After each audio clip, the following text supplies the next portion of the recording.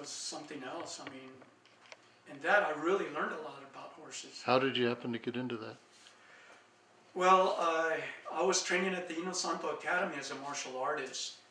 Before that, when I came home from Vietnam, I was a combat veteran. My best friend, who also was a Vietnam veteran, was a black belt, I believe, in Shotokan Rubikai.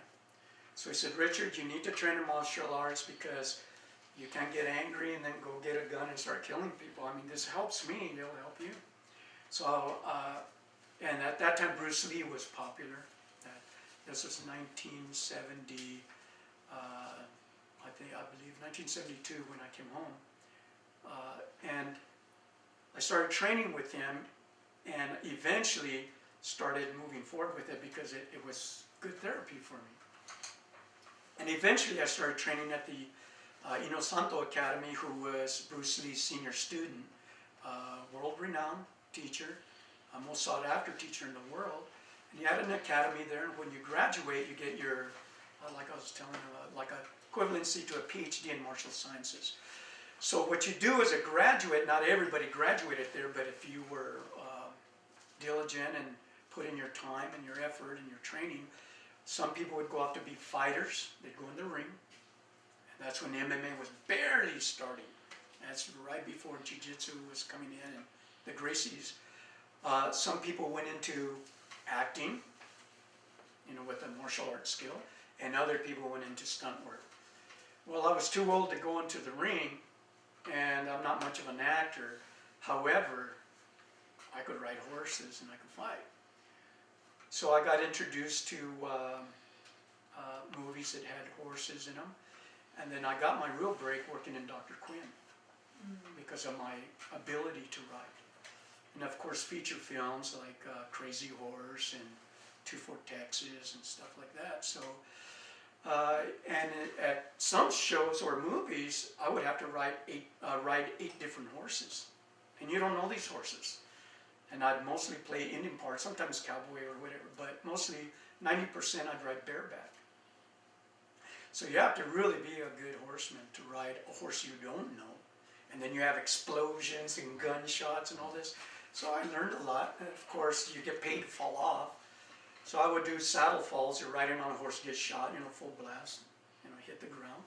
Then I do horse falls where you and the horse would go over like this. A well-trained horse, it's safe if you know what you're doing. If you're not, he's going to roll over on you.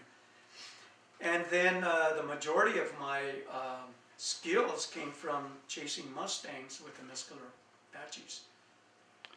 Sometimes we chase going down a ridge with snow on it. I've had horses flip with me, land on top of me. I've had run into tree limbs, and I don't wear my hair down. I braid it when I ride because your hair would get caught in the branch. Very dangerous, but a lot of fun, and you learn what a horse can do. And I learned from I call him my great uncle, but Leroy Big Rope. One time we're riding on the top ridge of White Mountain. We're elk hunting, and he was getting a little tired, and he said, hey, I'm thirsty, where's camp? And my brother said, down there, no traveling, just went straight down. And then his son didn't want to go. My brother followed him, and I'm going like this, well, he goes, don't go down with them, stay up here with me, they're crazy. I go, I'm not missing this for nothing. So that's where I learned what a horse can and can't do. And he told me, see, they call me Güero there, that's my youth name. And they know me by Güero, not by Richard. But he said, Güero, you take the point. And I go, but Uncle Leroy, there's not a trail. He said, the horse will find his way. So sure enough, we're going. And there's really only one way down, and there was slate. I go, this doesn't look too safe. He'll go, and sure enough, he lost his footing, and there we both go. So finally, I look at my brother. It was his horse, and I said, hey, he's a doctor. And I said, hey, Doc, I got to let go of your, let him go, let him go. So I let him go. He went about 20 more yards, and luckily there was a solid bush that broke his fall, and I'm sliding down, and I stop, and I get up to get the horse up, and then my Apache uncle said, let him go, you'll find his way. He came up, and just for my own, I was excited at the time, but for my own information, I want to see, you know, that's a cliff. How far is it? And I walk about 10, 15 feet, and it was a 250-foot drop to bedrock. I'm going, that horse would have died. I would have died if I would have held on. So I learned where a horse can and can't do, and you just learn by experience. But my actual horse training comes from being a diligent student. Ask my wife Jennifer. I've watched programs, get on YouTube.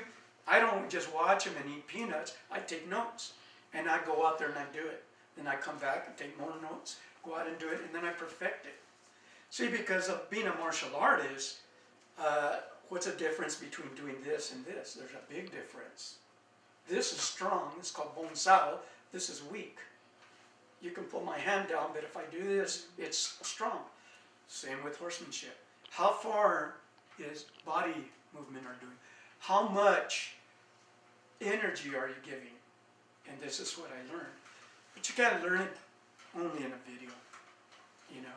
And but for some people, that's all that they can. That's the only way they can learn.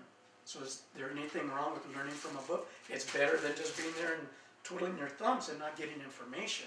However, you got to go beyond the book. So when you were riding in the movies, what's the first thing you'd do if you had to ride a strange horse? What's the first what? First thing you would do if you had to ride a strange horse? I would blow in his nose.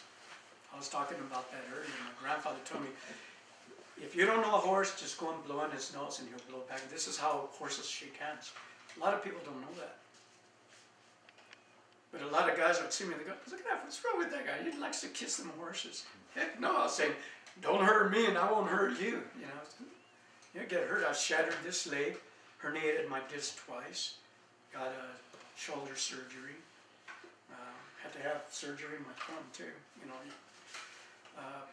So, you know, the average stuntman has 6 broken bones. And I got into it pretty late, so she made me retire. You know. I loved it, it was fun.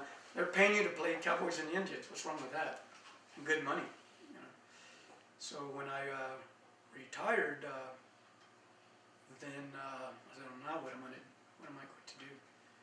So I said, well, let's build a ranch. And then of course you already know, what I did from there.